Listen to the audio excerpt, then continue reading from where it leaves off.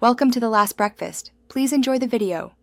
You need to confirm the block before changing settings. Start by reproducing the error. Open a browser and try to load a simple site, then ping 8. 8. 8. 8 to check raw connectivity. Once done, record which devices and apps are affected, the SSID, and exact error text.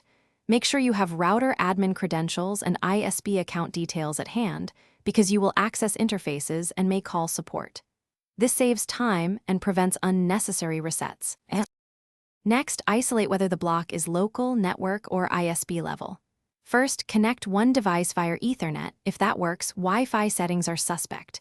Reboot modem, then router, then client, one at a time, so you can see which restores service.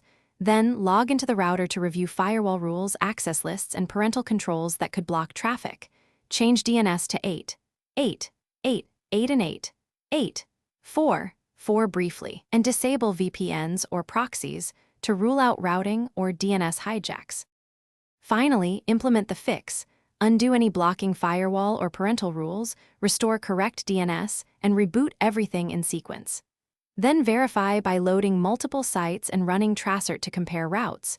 You should see traffic leaving your gateway. If you suspect an ISP block or account suspension, call support with timestamps and test results. If nothing else works, boot a device in safe mode or perform a factory reset on the router, only after backing up settings.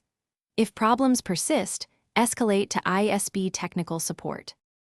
Thanks for watching. If this was helpful, leave a like and consider subscribing. See you next time.